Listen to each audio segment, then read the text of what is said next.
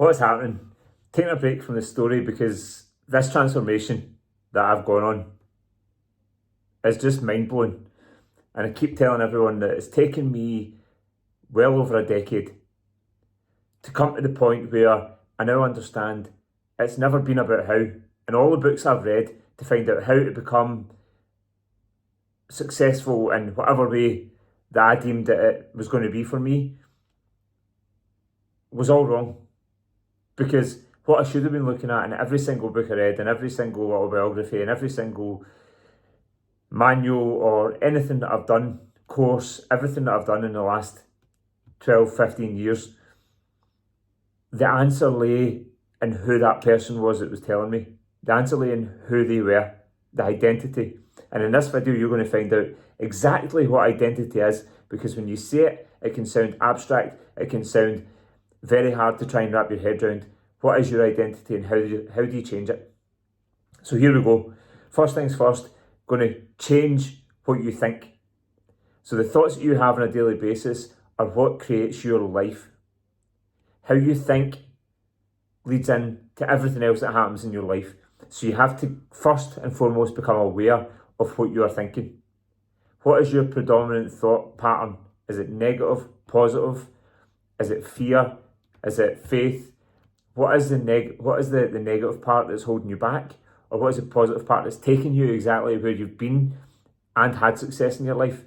Because you can take that and you can plug it into another part of your life. And I was talking to one of my clients about this yesterday, and he spent years studying martial arts. When in mixed martial arts, he was super successful in it. He competed semi-professionally. That means he had a part of his life that he was exceptionally capable of pushing past fear. But in other parts, he was just desperately seeking comfort. And that is an awareness. He has awareness now that he can utilise in every other part of his life. Point number 2, act where your feet are planted. The amount of times I speak to my clients and they say, I go to my business and I work all day. And when I'm at work, I'm focused on the fact that I can't be present at home. Then I come home and all I do is think about work.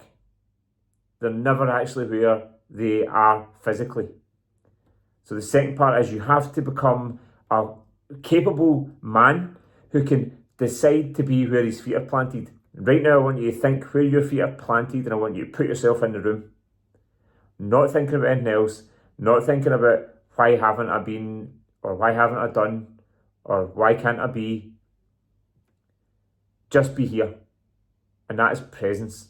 And when you become present, you can take different actions driven by the thoughts that you've now become aware of and begun to change. And lastly, do hard shit every single morning. When you wake up in the morning, do the hardest thing that you do not want to do, because that will set a pattern and set a precedent for everything that you do in that day.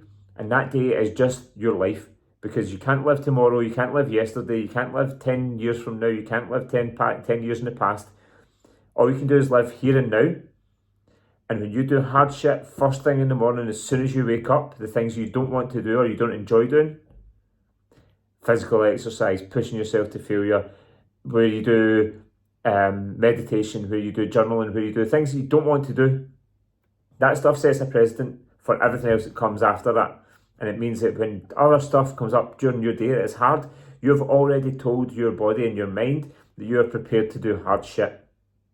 It will change your whole life. And that is what your identity is constructed by.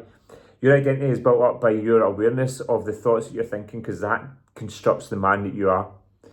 Secondly, it's constructed by your presence, because if you're not here and now, even what you're thinking is not going to have the biggest, your conscious thought is not going to have the biggest impact, because your conscious thought is away thinking about something else that's not here and now.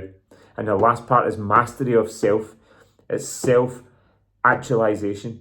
It's becoming the best man you can possibly be by doing the stuff that you know needs to be done and you've avoided for the longest time. And that is what changed my life, and it will continue to change my life every single waking moment, because I do the stuff that I do not want to do.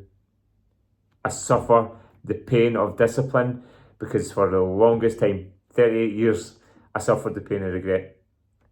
Make changes, make it happen, get after it, and I'll see you tomorrow.